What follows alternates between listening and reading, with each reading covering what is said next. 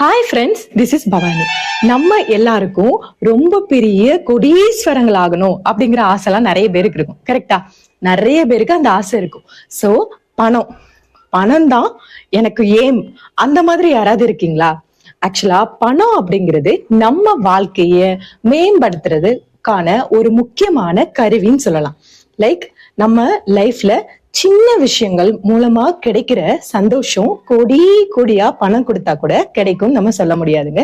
So பணம் அப்படிங்கிற விஷயம், சோ அது ஒரு கருவி, அந்த மாதிரி வச்சுக்கோங்க. ஓகேவா? அதாவது உண்மையான சந்தோஷம் அப்படிங்கிறது மன நிம்மதி, சந்தோஷமான சின்ன சின்ன விஷயங்கள்ல கிடைக்கிற ஒரு மகிழ்ச்சின்னு சொல்லிக்கலாம். கரெக்டா? இப்போ ஆனா பணம் ரொம்ப முக்கியம்தான். கரெக்டா? அந்த பணத்தை எப்படி சம்பாதிக்கிறது, அதை எந்தெந்த மாதிரி நம்ம கையில ஏன் பணமே தங்க மாட்டேங்கி அப்படின்னு சொல்லிட்டு நிறைய பேர் ஃபீல் பண்றோம். கரெக்டா? ஏன்னா அந்த பணத்தை கரெக்டா நம்ம யூஸ் பண்ணாதனாலதான். நம்ம கிட்ட இவ்வளவு பணம் இருக்குதுனாலும் அதை எந்த மாதிரி நம்ம செலவு பண்றது, எந்த மாதிரி அதை பெருக்கிறது அப்படிங்கறத கரெக்டா ஃபாலோ பண்ணாததுனாலதான் ப்ராப்ளம்ஸே வருது. சரிங்க, இப்போ பணத்தை நம்ம என்னென்ன மாதிரி எல்லாம் யூஸ் பண்ணலாம் அப்படின்னு சொல்லிட்டு குட்டியா பார்க்கலாம், சிம்பிளா பார்க்கலாம். ஓகேவா? ஃபர்ஸ்ட் விஷயம் என்ன அப்படின்னா, செலவுக்கு முன்னாடி அதை சேமிக்க பார்க்கணும். அப்படின்னா என்ன அர்த்தம்? இப்ப லைக் எக்ஸாம்பிள், நீங்க ஒரு பிசினஸ் மேனா இருக்கீங்க. பிசினஸ் மேனா இருந்தாலும் சரிதான், ஒரு வேலைக்கு போறவங்களாக இருந்தாலும் சரிதான். உங்களுக்கு இவ்வளவு அமௌண்ட் வருது. லைக் எக்ஸாம்பிள், ஒரு 100 rupees வாங்கின பொருளை ஒரு 100 rupeesக்கு நீங்க சேல் பண்றீங்க. சோ அப்போ உங்களுக்கு அது 100% உங்களுக்கு ப்ராஃபிட் கிடைக்குது அப்படின்னு வச்சுக்கோங்களேன். சோ எந்த ஒர்க் நம்ம பண்ணாலும், எவ்வளவு அமௌண்ட் நமக்கு அதுல கிடைச்சாலும், அதுல கம்பல்சரி 10 to 20% கண்டிப்பா சேவிங்ஸ்ல ஃபர்ஸ்ட் விஷயம் நம்ம எடுத்து போட்டுறணும். சோ அதையுமே நம்ம ஒரு செலவு மாதிரி ஃபர்ஸ்ட் திங் அதை தான் பண்ணணும். ஓகேவா? அடுத்துதான் எவ்வளவு அமௌண்ட் நமக்கு பணம் இருக்கு அப்படின்னு சொல்லிட்டு பார்த்துட்டு எந்தெந்த செலவுகளுக்கு என்னென்ன பண்ணணும் அப்படின்னு சொல்லிட்டு நம்ம பண்ணணும். கரெக்டா? ஆனா அதுக்கு முன்னாடி கம்பல்சரி சேவிங்ஸ்க்கு எடுத்துட்டு போயிடணும்.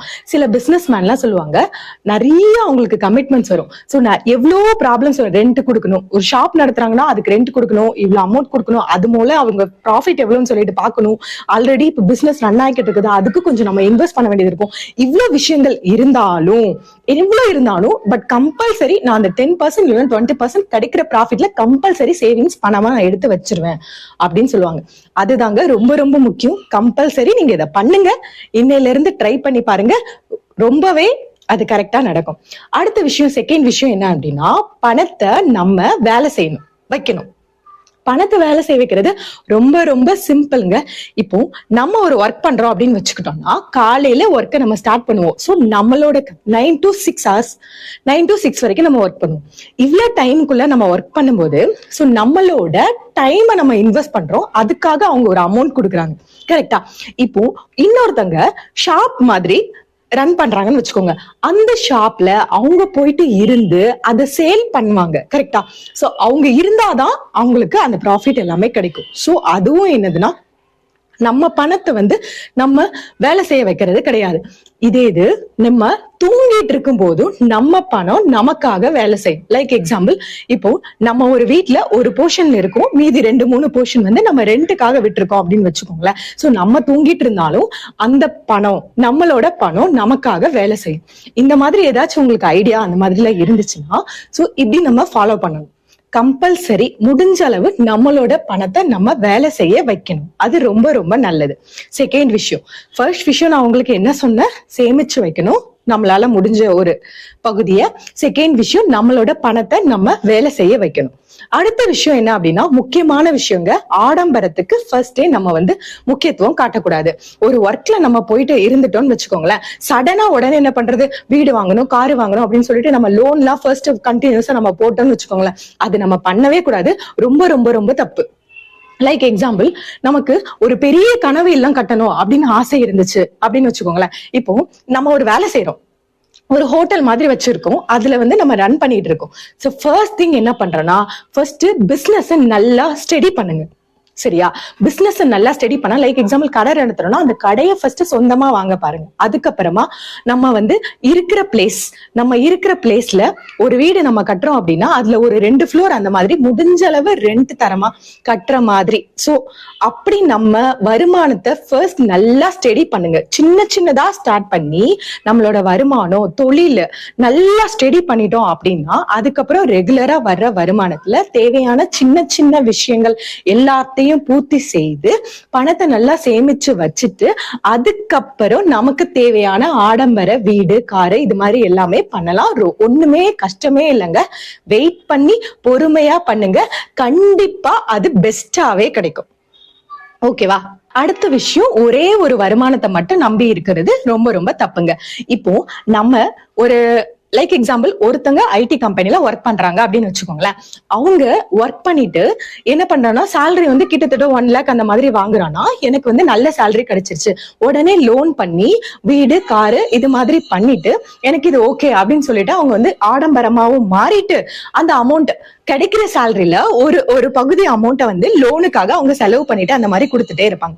ஆனா இன்னொருத்தர் என்ன பண்றாருன்னா அதே சேலரி அவரும் வாங்குறாரு, பட் அவர் என்ன பண்றாருன்னா சேவிங்ஸ்ல ஒரு பார்ட் பண்ணிட்டு பேலன்ஸ் என்னது அவரோட ஃபேமிலிக்காகவும் இன்வெஸ்ட் பண்ணிட்டு இன்னொரு விஷயம் என்ன பண்றாருன்னா குட்டியா ஒரு பிசினஸ் அவரு சைட்ல ஸ்டார்ட் பண்றாரு. லைக் அவரு ஃப்ரீ டைம் ஈவினிங் டைம்ல அவரோட பிசினஸ் அவர் ஸ்டார்ட் பண்றாரு. ஃபர்ஸ்ட் அவருக்கு ரொம்ப கஷ்டமாவே இருக்குது. அவரோட பிசினஸ் இந்த மாதிரி இருக்கிறதுனால ரொம்ப அவரால் ஃப்ரீயா இருக்க முடியல.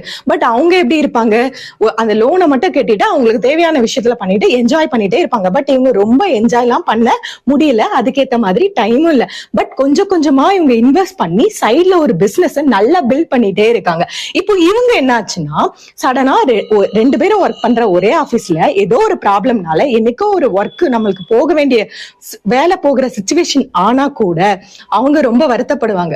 சோ வந்து லோன் கட்டணும், இது நிறைய இருக்கு, கமிட்மெண்ட் இருக்கு, நெக்ஸ்டுக்கான வேலைகளை தேடணும். பட் இவங்க நெக்ஸ்ட் வேலையை தேடுற வரைக்கும் அவங்க பில்ட் பண்ணி வச்சிருந்தா அவங்களோட பிசினஸ் அவங்களுக்கு ரொம்பவே பாதுகாப்பா இருக்கும். சோ அந்த மாதிரி தான் ஒரே வருமானத்துல மட்டும் இது பண்ணாதீங்க. முடிஞ்ச அளவு 2-3 வருமானங்கள். சரி, இன்னும் ஒரு மாதிரி வருமானங்கள் நம்ம பணத்தை வேலை செய்ய வைக்கிறதுனா இப்போ வீடு அந்த மாதிரி எல்லாம் கட்டி நம்ம இது பண்ணணும்னா நமக்கு நிறைய பணம் தேவை. இப்போ சின்ன விஷயமா, அதாவது ஆட்டோ ரெண்ட்டுக்கு விடுறது, கார் ரெண்ட்டுக்கு விடுறது, இந்த மாதிரி சின்ன விஷயங்கள் கூட அது நம்ம கொஞ்சம் கம்மியான அமௌண்ட்ல நம்மளால வாங்க முடியும். நம்ம கிட்ட இருக்கிறதுல கொஞ்சம் இன்வெஸ்ட் பண்ணி நம்ம பணத்தை வந்து நம்ம பெருக்க பார்க்கலாம்.